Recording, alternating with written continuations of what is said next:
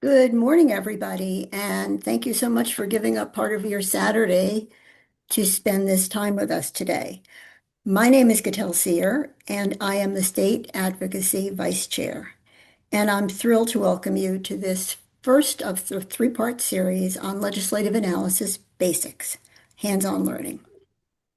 We created this series specifically to open the door for our members who are not currently involved in advocacy to break down what we do, why we do it, how we do it, and to ease people into the process and the issues and the work ahead. The our our goal is to ensure that everybody feels comfortable with this information and finds a place to plug in their interest, their passion, their experience, and to learn from each other. That is a big part of why we do this work. Each of our three sessions part two will build on part one, part three will build on part one and two, and we hope that you register for all three parts and join us in this journey. As with all league work, this program is a cooperative, collaborative effort, working behind the scenes to ensure that our technology is smooth and to provide subject expertise and subject expert insight is Penny Sharon, the chair of the State Advocacy Committee. The session is being recorded, and we will also send out a PDF of the slide deck after the program, and all of the links, all the content we discuss, and all the links in the slide deck will be live so you can use them. In addition, during the program, we will be adding links to the chat, so keep an eye out for that as well. Okay. Next slide, Penny, please. Okay. I'm very happy to Hey, good looking. I'm very happy to introduce our presenters today. We have with us two very experienced league members coming from different aspects of their careers. Cindy Walsh has been an integral part of our voting rights issue team for quite some time, analyzing bills. She writes all of our testimony, our lobbying testimony, and she has a lot of experience giving presentations to both our members and to the community. Emra Muslim is an advocacy intern. She's been with us just a tad over 2 years. And in that time, she's taken on a tremendous variety of responsibilities, many of them in leadership capacity. And she's also an integral member of our voting rights issue team. And then there's me, and I already introduced myself. So um, I'm going to quickly go over what we're going to cover today, and then I will turn the program over next to Cindy. So this is what we're going to hopefully all learn and go over. We're going to talk about how we do this work, why we have the authority, who gives us the authority for our advocacy work, where that comes from. We're going to talk about what our advocacy priorities are and explain how we got there and what that means and how it guides our work. We're going to do a brief overview of the whole legislative analysis process for those of you, especially for those of you who are new, so you have a bigger picture. And more that will be covered in greater depth in the second program. We're going to talk about, for purposes of context and background, we're going to talk about what the legislative landscape is, what the legislative composition is, and how a bill becomes a law. So you understand the process by which a bill works itself through the Arizona legislature. And we're going to spend some time talking about how we work together, the collaborative nature of the work that we do, and the support that we provide as a group to each other to learn, to mentor, to train. Nobody is in this by themselves. And then we're going to go through the Arizona Legislative website as a precursor to the next session, and it will give you some good overview of all the information that's available on that website. And then we'll talk about some next steps and some links. So at this point, I believe it's over to Cindy. Cindy, you're muted. There I am. Thanks, Cattell.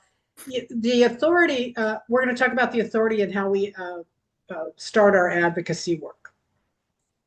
Next slide, please.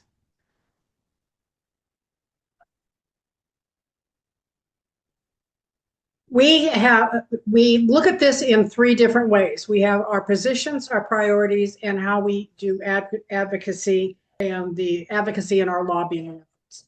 So our positions, the authority for our actions are based on the studies that members make through a consensus. Excuse me, I have a dog outside.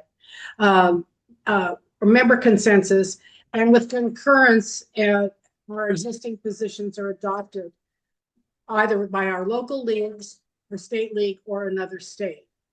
We lean into a long history of political activism in the league, rooted on steady policy positions.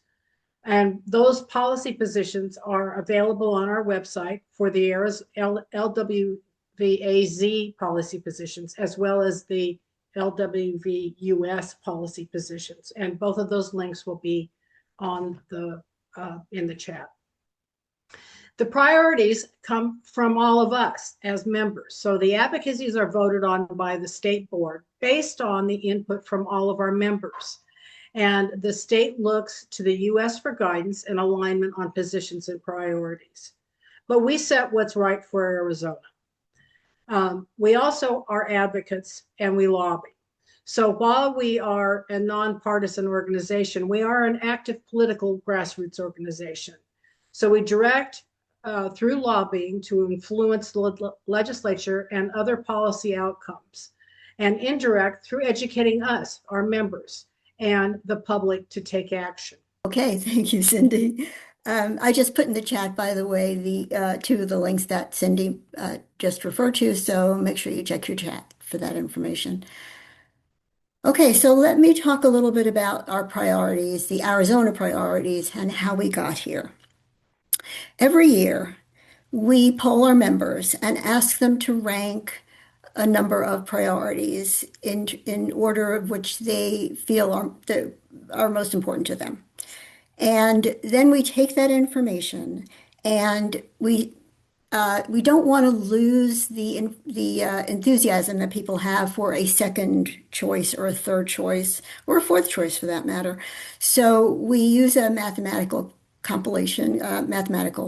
formula to account for everybody's interest in all the different priority areas. And then we come up with a ranking based on that so that everybody's input has sort of equal value. And from year to year, the rankings change slightly. But this year, our top priorities based on our member input are voting rights, election security, women's rights and equity, immigration, and education. And then you can see the list of lower priorities. And I'm going to explain a little more about that in a minute, but I also want to mention number 10, one person, one vote, National Popular Vote Interstate Compact. That is an issue advocacy, an issue team, education issue team, where this group is not going to be monitoring legislation, not at this time anyway. But it's a very important issue. The Electoral College, the concept of one person, one vote, the Interstate Compact, all of these are intersecting concepts. And so this issue team is dedicated, at least for this year, to providing education for our members and the public in anticipation of the possibility that this will become legislatively more active before the next presidential election. So I just want to explain why that is there. So although our member priority rankings matter, and they matter quite a bit, they don't drive our agenda by themselves. They can't, because our capacity is limited. And so our work, and this has historically been the case, is guided by our capacity, in other words, our members and their willingness to step up and do the work, to provide the trusted analysis that we do of legislation, to provide leadership for each issue team. And let me explain leadership for a moment. We do not mean that someone needs to let me rephrase that. What we mean is somebody to coordinate the work. It's not so much leader, which seems to be a term that people don't want, that role people don't want to take on or feel reluctant to take on or not prepared to take on. It's more coordination. And since all the work is done collaboratively, everybody steps up and everybody takes part of the work, but we do need people to kind of oversee what's going on in each of these issue teams. And also, we work with a very clear understanding of the legislative landscape because if our policymakers, our lawmakers, are not going to advance some of the work that we're interested in, some of the issues that we're interested in, then we're basically just spinning our wheels and then we spread ourselves too thin. So we have to take all those other factors into account when we decide how we're going to do our work. Next slide, Penny, please. And I wanted to talk briefly about the LWVUS standards for advocacy and how they align or how our standards align with theirs. Basically, LWVUS sets standards that help guide their work and also help state and local leagues figure out where to put their energy and their capacity. However, every state's priorities are different. Arizona is going to be different from New Jersey, and so forth and so on. So we have to take two things into account. We have to understand that we will get more resources and support from national for those that are considered their gold leadership, for example, which are our core democracy leadership. That's where we take the lead, which is where we put all of our energy, as we have done in the past with voting rights, for example. Whereas on the other side of the coin, the bronze awareness, they are less, they are not critical right now in terms of the US standards, but many states, including Arizona, they are very important. For example, education. So if some of you have seen this chart before, I wanted to explain that we use this as guidance, and it's important that we understand where we may get resources from national, where we may not, but still we need to lean into the priorities that are important to us in Arizona. Next slide. You want to clarify immigration? I think that's an important clarification. Yes. Thank you, Penny. And yes, because it was ranked quite highly by our respondents to the survey. So you can see here that immigration is a gold standard, but only insofar as it intersects with democracy issues such as the census and redistricting and naturalization. General immigration policy reform and DACA, deportation issues, those are bronze awareness. So to the extent that we have folks who want to work on immigration, and to the extent that there may be legislation or just issues that we want to address in advance of the census, for example, or in advance of our 10-year redistricting, that would be the focus of the immigration issue team.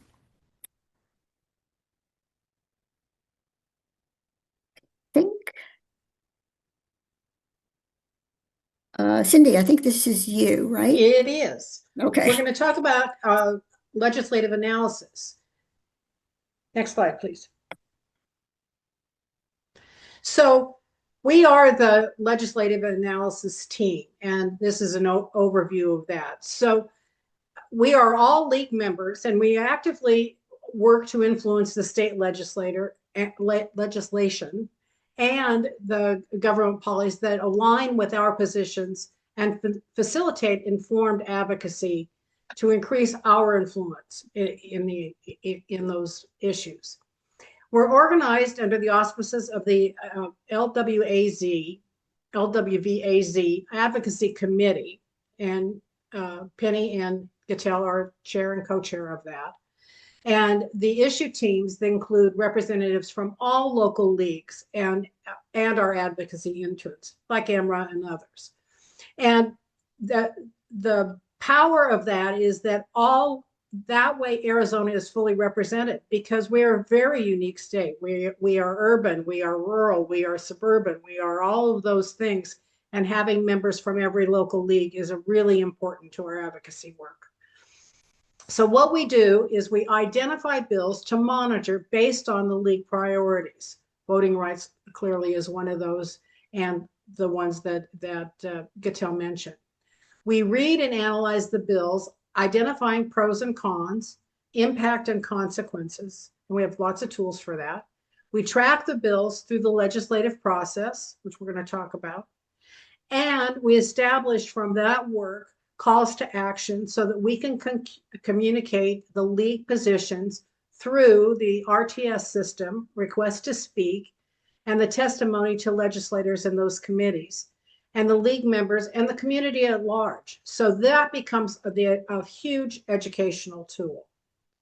Next slide, please.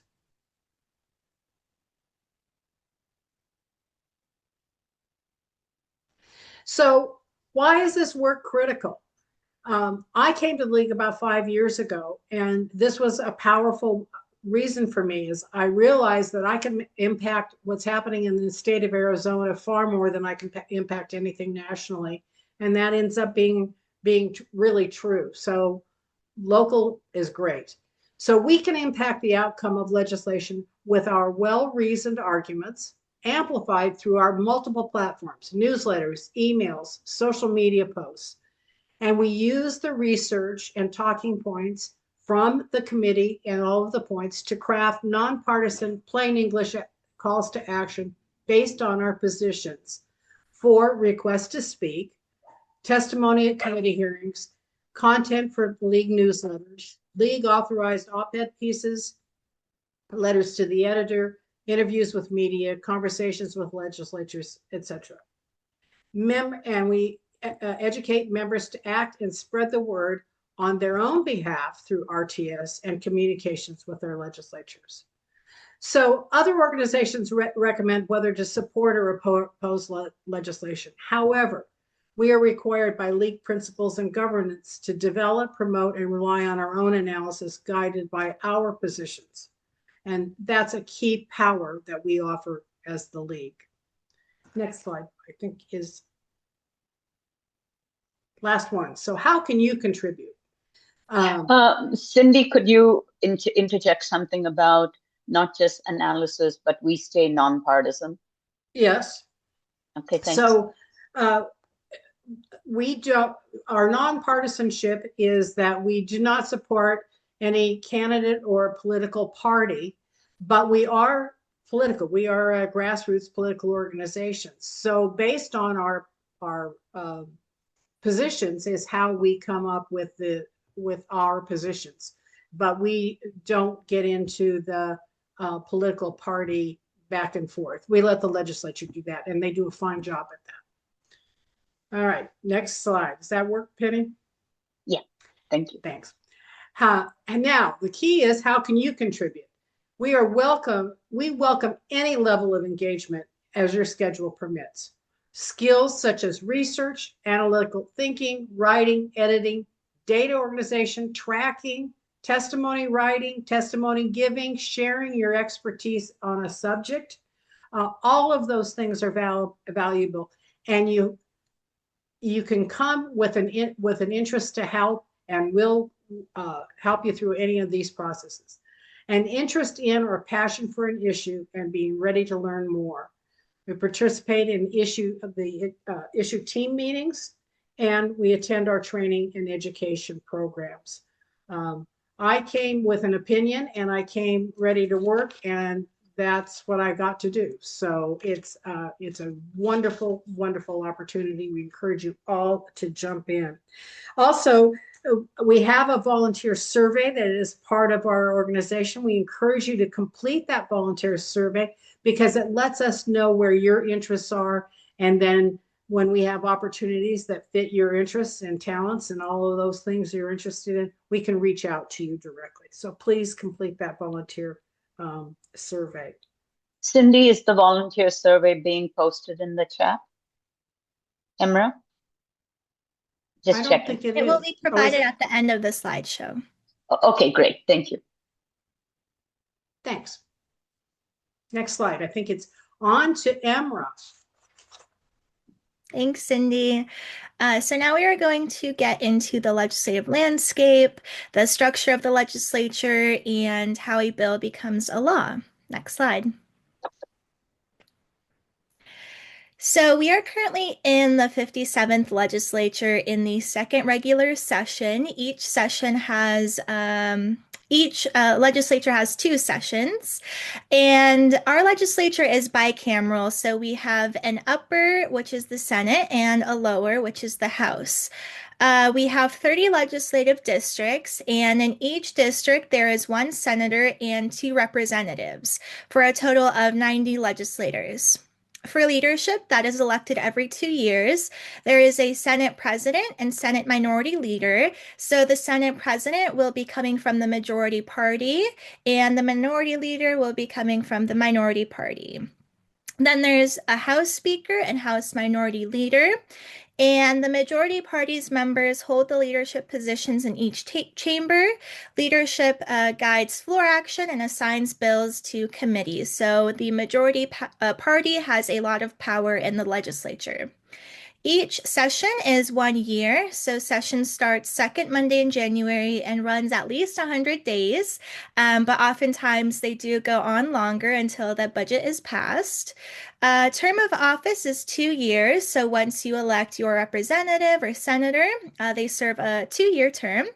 And all seats elected in even numbered years, they take office in odd number years. Term limits, so they can take up to 4 terms, which is about 8 years. And incumbents can run for other chamber in next election and same chamber in subsequent cycle. So this is the legislative calendar. So for the 2020. Emra, if I could interrupt, if you remind people to put questions in the chat, please. Of course. Thank Any you. questions you may have, feel free to put in the chat and we will try our best to answer it. So this is the legislative calendar for the 2026 session. It will begin on January 12th. February 2nd is the last day for Senate introduction of bills, and February 9th is the last day for House introduction of bills. The bills have already started coming in, so the pre-filing has already begun in November. Myself and some other league members have already begun tracking what sort of bills are coming in. And legislators do this because they want to demo to their constituents that they are hard at work, signal a public policy focus for the session, and introduce bills before the official limit starts. A lot of these bills might go nowhere, but can act as vehicles for other bills. So an important consideration to have is that crossover week from February 23rd to February 27th. And this is the deadline for bills to cross over to the other chamber. So for example, if a bill originated in the House, in order to be considered for the to be alive and to potentially pass, it has to cross over to the Senate by this week. March 27th is the last day for consideration of bills in the other chamber. And then about April 25th is 100 days after the session started. However, the budget must be passed by June 30th. Next slide. So now we will go into a little bit about how a bill becomes a law. So we have SB bills, which are initiated in the Senate. They all start with the number 1, and HB are bills initiated in the House, and they follow with the number 2. So that is how you can identify those two chamber bills. Bill numbers start over each year. So bills that were in the last session in 2025. Some of the language that might come up again, it will definitely be a different number. We also have resolutions. So concurrent resolutions, for example, Senate and House, SCR and HCRs, they are a special tool or vehicle to put a legislative referral on the ballot, either to initiate legislation or amend the Arizona Constitution. So we might see a lot of these on the ballot in this upcoming year. And this is significant because it bypasses the governor's power to veto and goes directly to the Secretary of State it's up to the voters to decide if it is law or not. Then we have simple resolutions and joint resolutions. These can serve a multitude of purposes. For example, expressing an opinion, appointing a committee, requesting the return of a bill from the other chamber, or a temporary measure with effect of law. Although the legislative term is 2 years, bills only live for 1 year. So after this session, the bills will die out. Legislators submit bill language to the Legislative Council, which is a bipartisan entity, and they do not support any particular political ideology. And ideas for bills come from vested interests, for example, from private entities, government, legislators, or citizens. The Legislative Council, they write the final version that is in compliance with bill drafting protocols and conventions.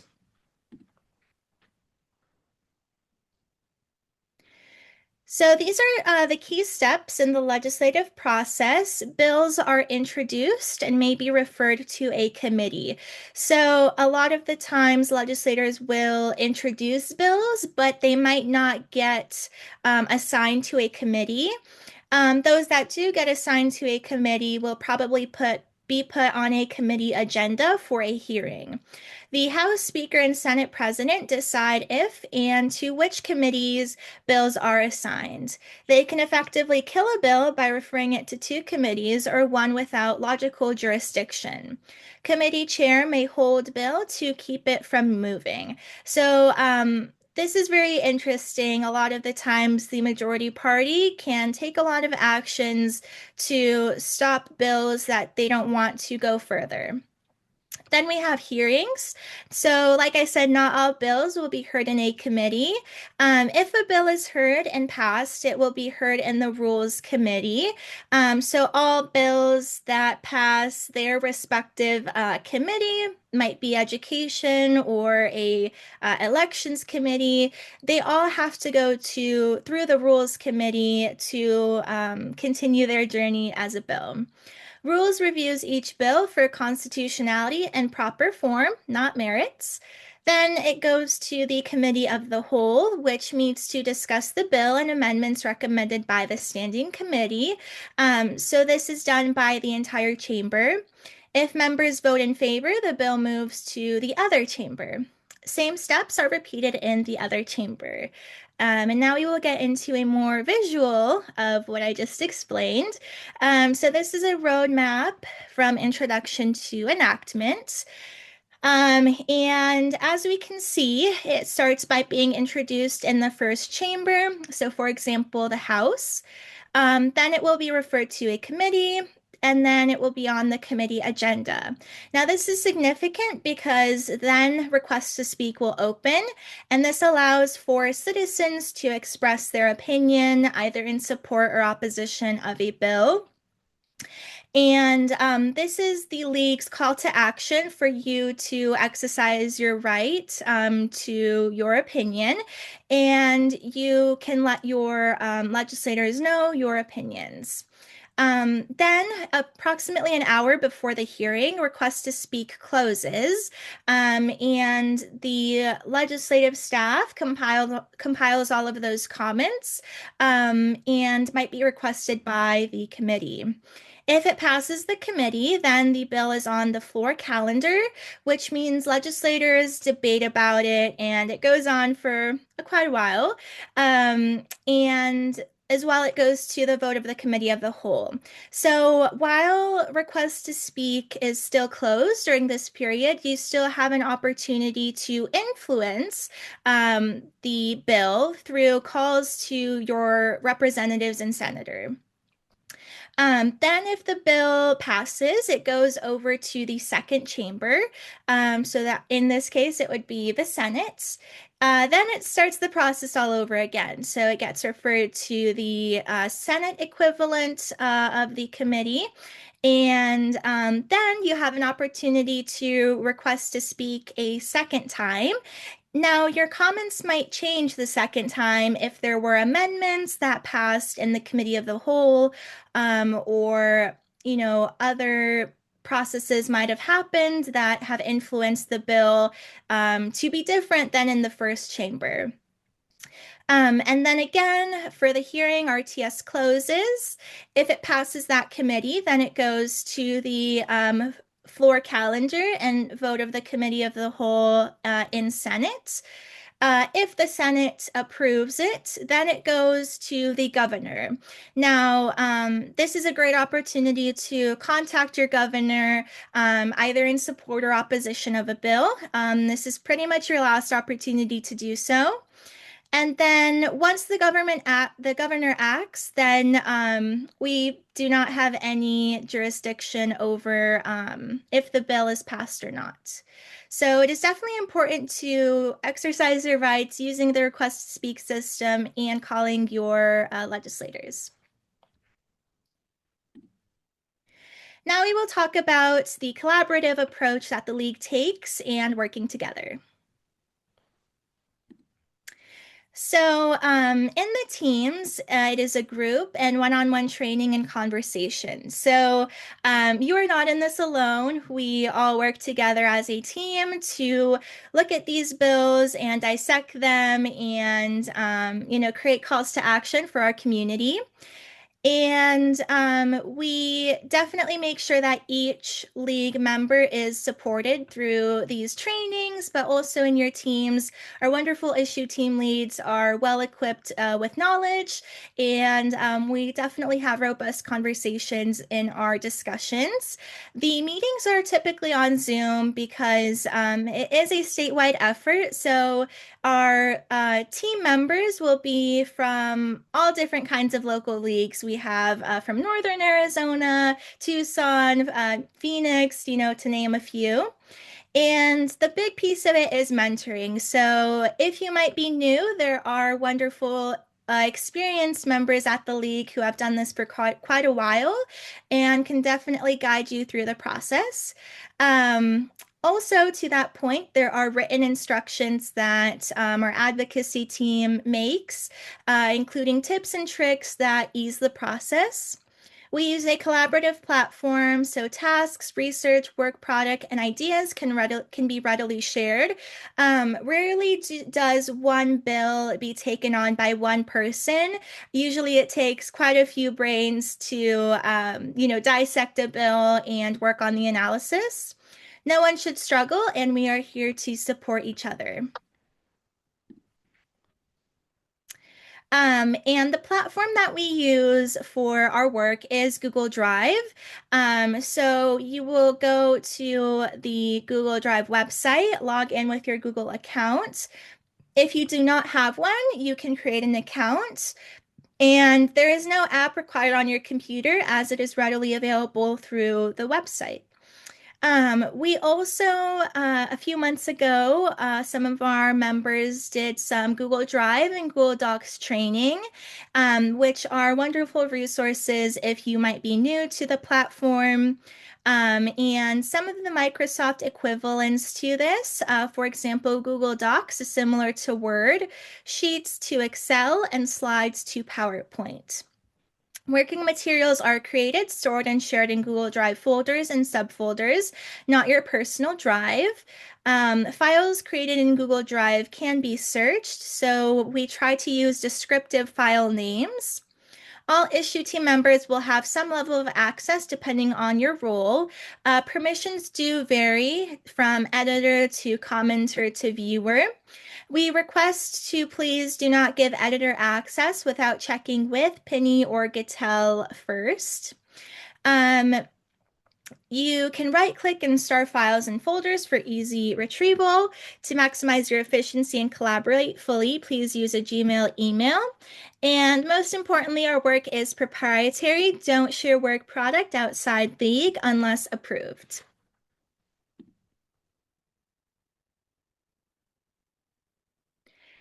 So now we will be getting into a very brief introductory of the AZ Ledge website.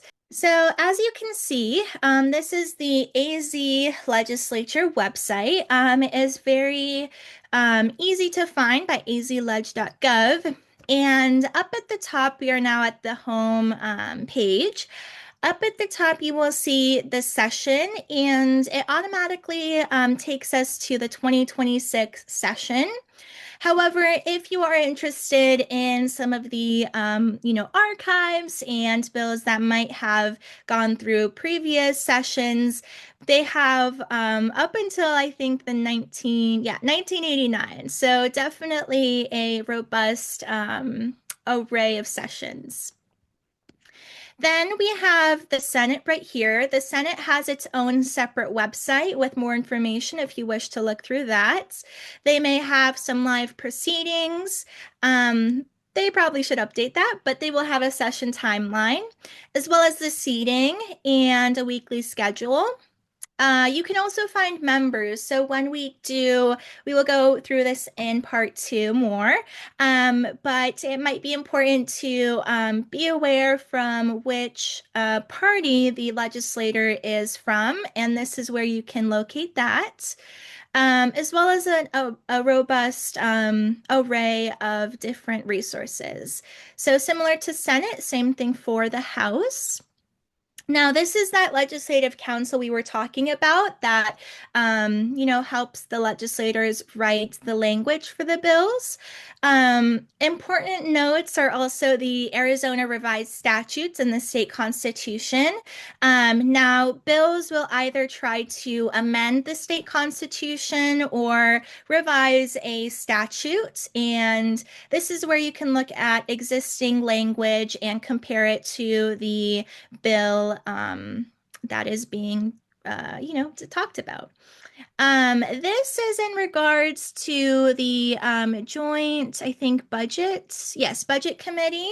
That is more about like fiscal policy and economics. The Capitol Museum, which is in Capitol, other agencies like the governor, secretary of state, judicial, so all 3 branches. And probably most important is this bill section, which pertains to our work in the League. Now, this bill tracking, we will go into more in depth in the second part, but this is where you can locate your request to speak account, as well as the bill status inquiry, which hosts all of the necessary materials and tools to analyze the bills. And also bill info. So this is where the introduced bills will be listed, and they are separated into House and Senate, as well as by resolutions and bills. So resolutions, we typically only look for those HCRs, concurrent resolutions that bypass the governor's veto or signature and might go to the voters. And as you can see, this is the short title, and this is basically a couple of words that encompass the bill and what it is about. So, for example, one is citizenship identification, contributions, early voting. So that means this bill is talking about some probably voting, early voting, and trying to identify, through registration. You can also find all of the House bills, and as you can see, they all start with the number 2 and the short title. And once you click on the bill, you will be directed to the bill overview, which houses the bill sponsors, as well as the status, any videos from hearings and committees of the whole. And most importantly, documents where you can find introduced versions of the bill language, and what that will look like. So the red means they're striking some language from existing statutes or constitution. And anything blue is something that the legislator is adding to the existing law. So that is some of cool stuff that has on the website. Same thing for the Senate. And let's see anything else in the bills. There are session summaries and other things, but I think those two are probably the most important for you to consider. Then we have all of those committees, so we can look through those. And yes, so for example, the Senate, these are all of the committees that exist, and as well as the House.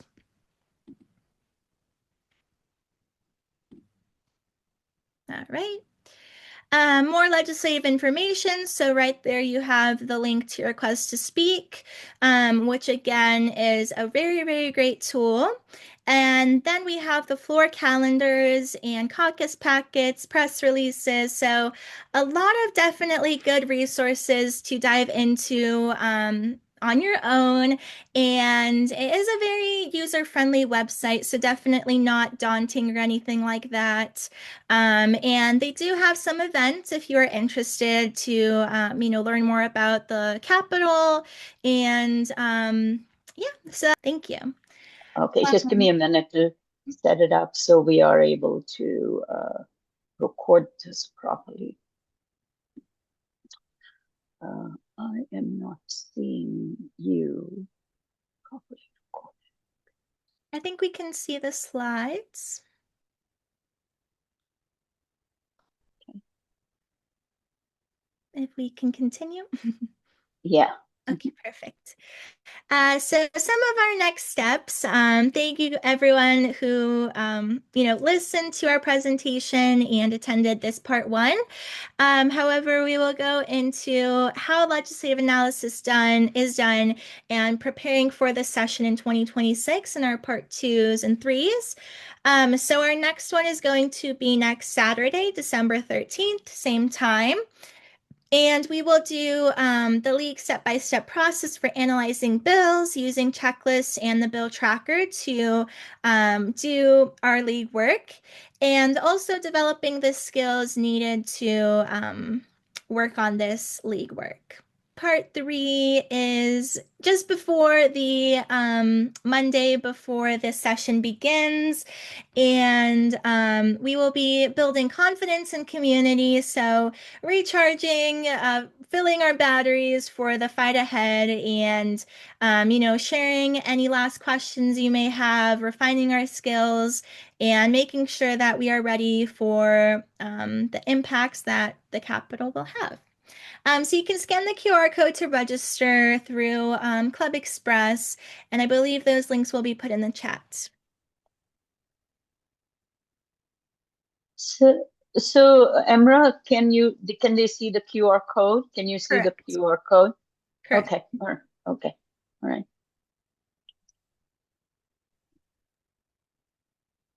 So we have about 10, 12 minutes. Let's open it up for any questions in the chat.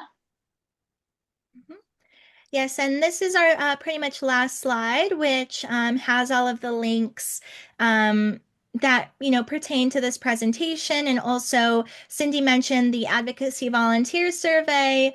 You can scan the QR code to head to that link.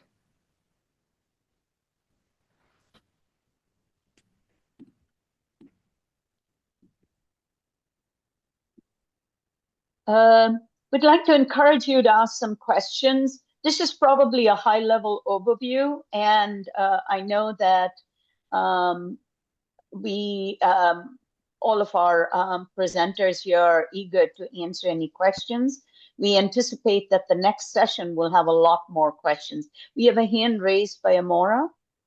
Yes, I just want you to know the chat's disabled, so I don't think people can leave their questions there. The chat is only open to the host. You can do Oh. a message to the host. Oh, okay. Well, I do have a question. If a bill does not get referred to a committee, does that mean that it is effectively dead? Yes. Okay, thank you. Okay. Can I ask if everybody was able to see the links in the chat? Yes, I could see them. Okay, perfect. Thank you.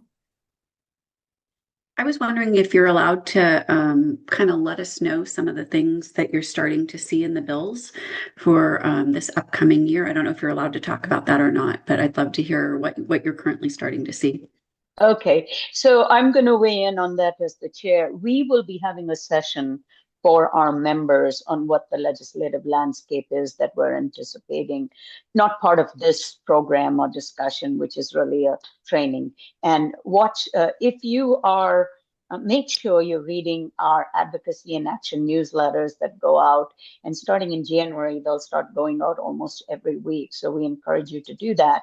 We also encourage you to sign up for our discussions. Some of what you will learn as to what we see is really discussions that happen in the issue teams. So if there's a particular issue that is really important for you, we encourage you to join the issue team, because that's when we have often somewhat confidential discussions on what we're seeing, because we're part of a coalition in many cases and have access to other lobbyists who have intel that helps us decide what we're going to weigh in on and what we're not. Penny, we have a question in the chat. Can you explain the relevance of the role of the legislative staff?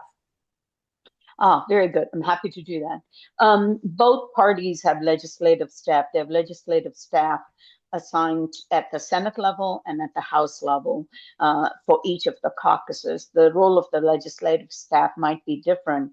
It's not uncommon for the legislative staff to also have staffers who have legal experience and are providing legal advice. Their role is to provide the background and information.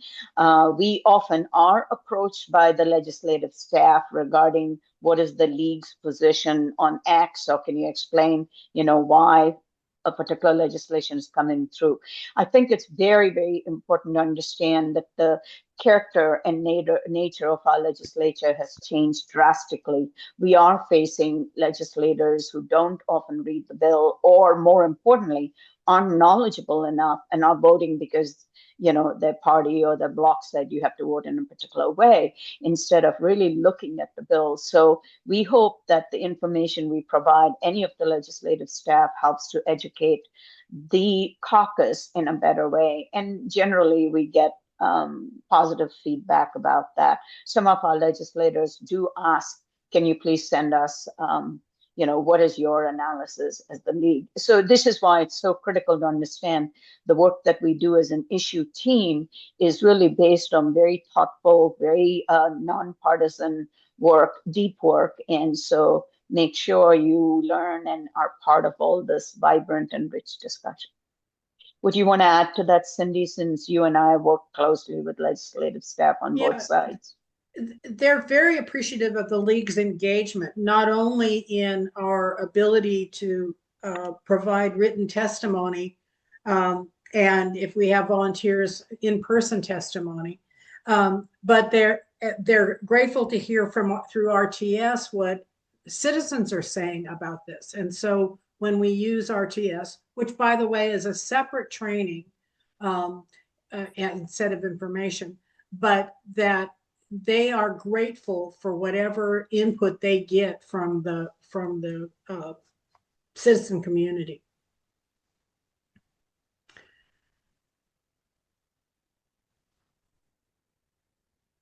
I see another question, but maybe you can read it out. I have there's a conflict with part 2, so I won't be able to attend that one. It will also be recorded. So it will be available in recorded format. If you are not able to attend that and wish to participate, please do so, and we'll fill in the blanks that you've missed. Also, somebody thanked us for the I'm going to say her name wrong. Anu thanked us for the session. I hope it was as learning, because we really understanding the legislative landscape is understanding how they do work, and that's what this was really to help us learn and reinforce that the legislative is busy and it's intricate. It also parallels the national format, so we learn a little bit about that too. We are at 10:54. We'll give it 6 more minutes and try to be on time and end at 11, because we want to be sure people get their weekend back. Do you have any more questions? One of the opportunities between this session and the next session is to take some of the links, even the state legislative website, and spend some time maneuvering through it. You'll be surprised the things you can learn from that. And it gets you comfortable with some of the terminology and some of those kinds of things. One of the tools on the links here is the lingo, terminology, definitions, and abbreviation. Very helpful. There are words that I've come across and I still can't figure out what it means, and I have to go back and use the lingo sheet. So it's very helpful, but it gives you time, because sometimes we do things faster than you want to do it, and everybody learns in a different way. Yeah, and if you are new to advocacy, definitely look through our state and national, positions and issues that we focus on, as it is the basis of our advocacy work and our nonpartisan calls to action. Gatel, do you have it? Yeah, I was just going to say. I also wanted to make a pitch. This is Gatel. I also wanted to make a pitch for upcoming RTS training, which we will let everybody know about, because we talked about RTS today because it's so integrally related to the work we do. But for those people who are not familiar with it, there will be upcoming sessions on RTS, just so you know. Thank you. Thank you. Okay, we're opening up in the time that we have. If you have any more questions, let's put the email for advocacy in the chat. I think we need to encourage everybody to use our email, which is lwvazadvocacy@gmail.com. So if you could put that in the chat, Emra, or somebody, that would be wonderful. Please don't hesitate to ask us questions. We have a team of us monitoring that email, and we try to get back answers as quickly as possible. If you have not been involved in state advocacy, we encourage you to recruit members in your local league. The most important thing that the league needs to do is represent the voices and the interests of members across the league in the state. So please,